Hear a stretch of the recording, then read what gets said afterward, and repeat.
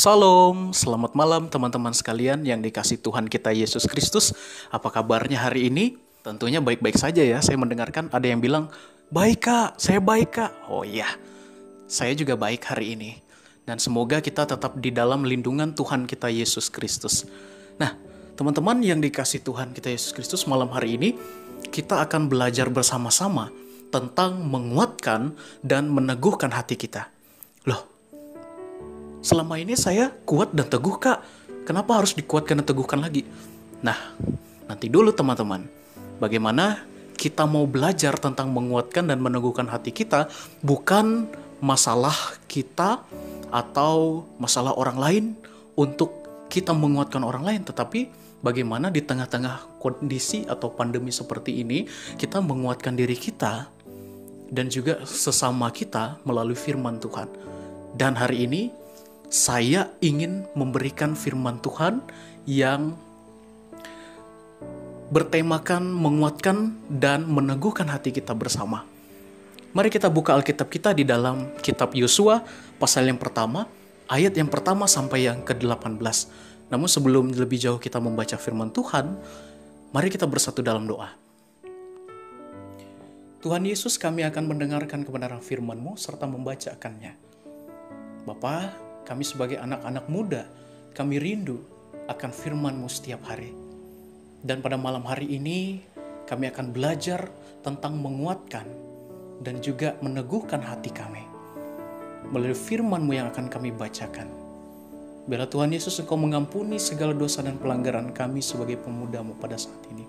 Biarlah kami terbuka untuk Tuhan masuki ke dalam hati dan pikiran.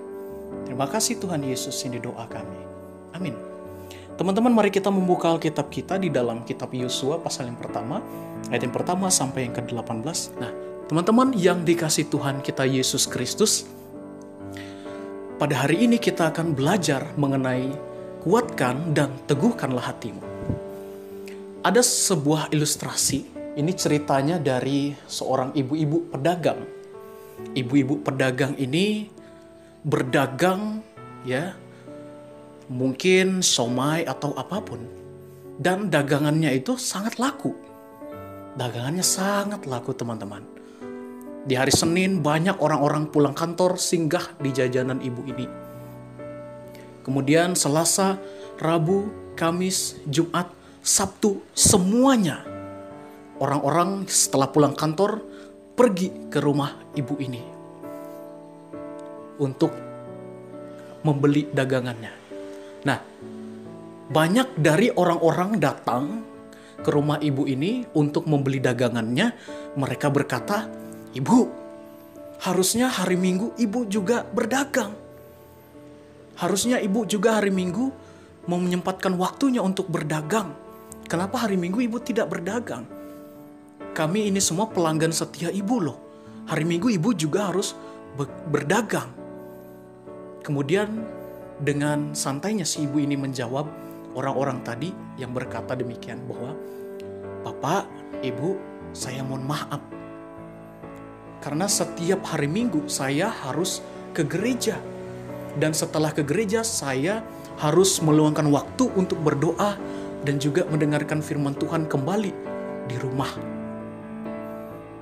Kalau hari Minggu aku pakai untuk berdagang juga," kata ibu itu.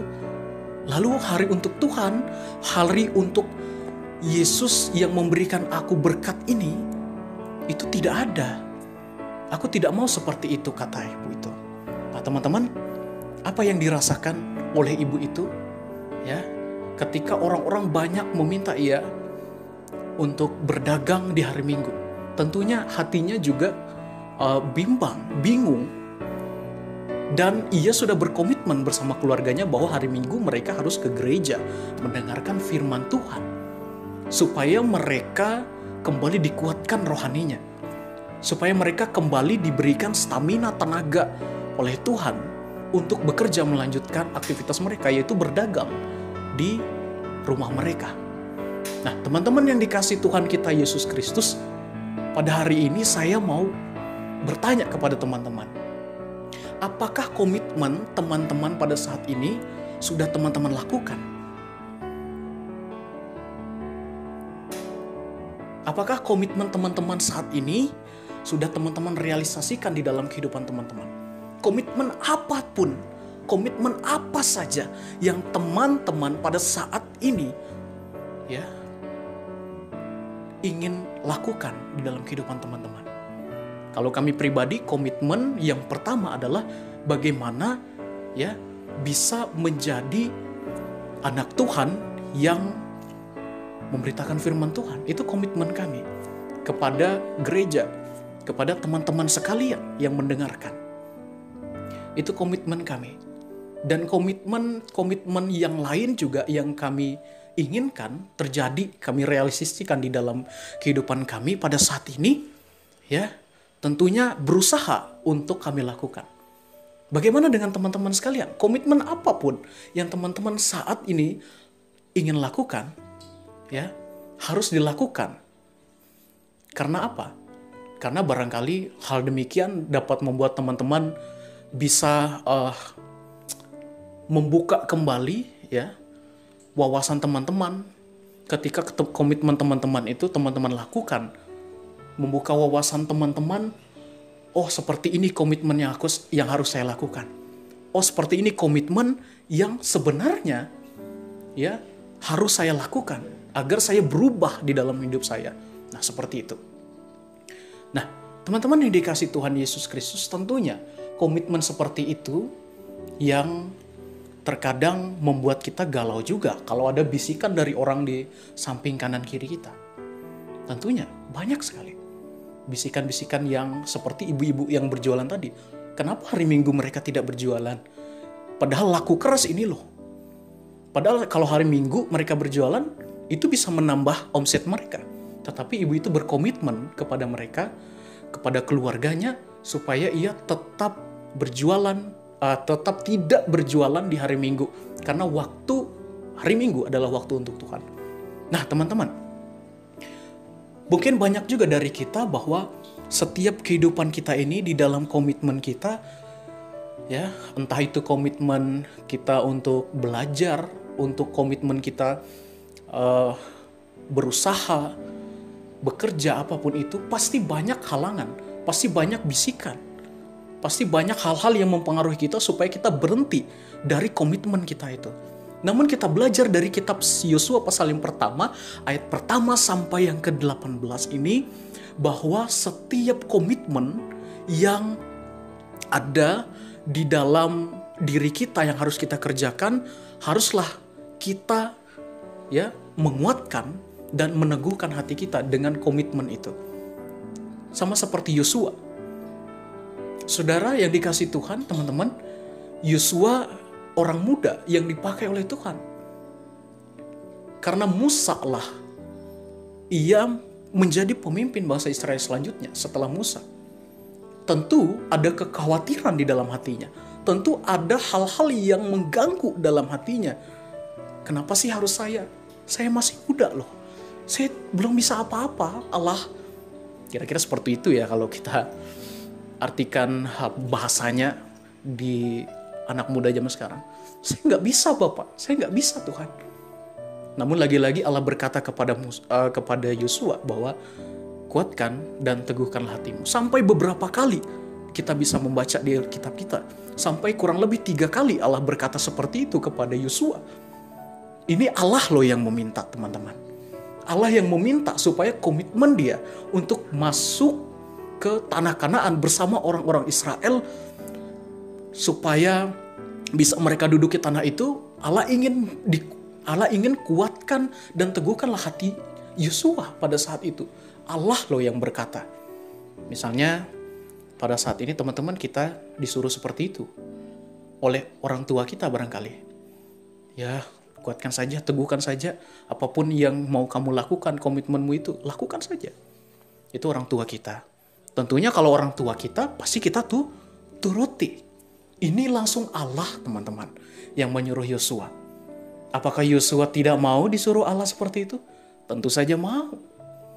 Kami juga kalau saat ini Allah ngomong, teguhkan dan kuatkan hatimu. Oke Allah, saya lakukan. Nah, itu Allah.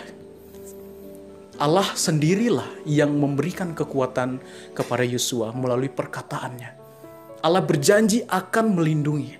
Allah berjanji akan memberikan pundak yang tegak untuk Yosua berdiri. Untuk memimpin bangsa Israel yang banyak itu. Untuk memimpin bangsa Israel menduduki tanah Kanaan yang dimana di situ ditinggali oleh bangsa-bangsa yang tidak mengenal Allah. Dan dikatakan kuat-kuat, teguh-teguh mereka dalam berperang. Nah, bagaimana dengan kita pada saat ini teman-teman?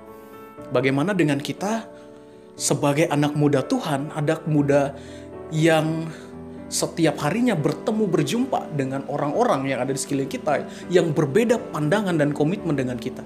Apakah kita mengikuti mereka? Apakah kita meninggalkan komitmen kita itu?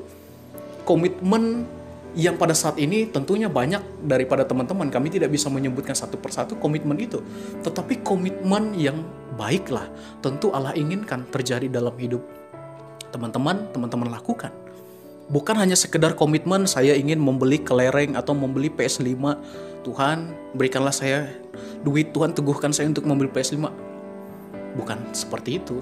Tetapi banyak hal komitmen.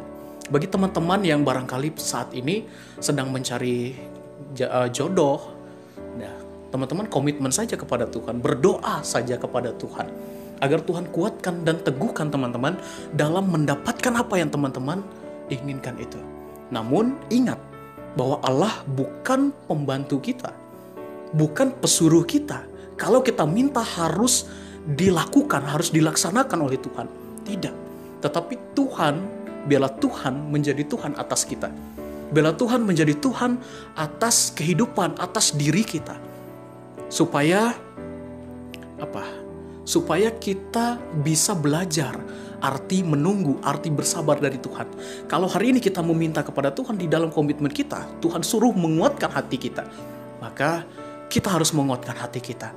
Dalam komitmen kita pada saat ini, Tuhan ada bersama dengan kita, bersama-sama untuk merealisasikan komitmen kita itu ketika kita dalam pergumulan, dalam permasalahan, dalam kehidupan kita. Nah, saudara yang dikasihi Tuhan, amin untuk firman. Mari kita berdoa. Bapa kami di dalam kerajaan sorga, terima kasih untuk firman-Mu yang boleh kami dengar pada hari ini. Biarlah firman-Mu melekat di dalam hati dan pikiran kami. Dan kami mau firman-Mu ini, Bapa di sorga, menjadi pedoman dalam kehidupan kami. Apapun yang kami minta, Bapa, kami mohon Engkau berikan kepada kami seturut dan kehendak-Mu. Biarlah komitmen pada saat ini yang kami buat, kiranya Engkau meneguhkan dan menguatkan hati kami. Biarlah Tuhan Yesus kami menjadi anak-anak muda-Mu, yang menjadi anak muda teguh kuat di dalam Tuhan. Bapa di sorga, terima kasih untuk kekuatan yang baru pada saat ini. Walaupun di tengah-tengah pandemi COVID-19 ini, kami mohon Tuhan Yesus, berikan kami kesehatan, berikan kami kekuatan, kemampuan.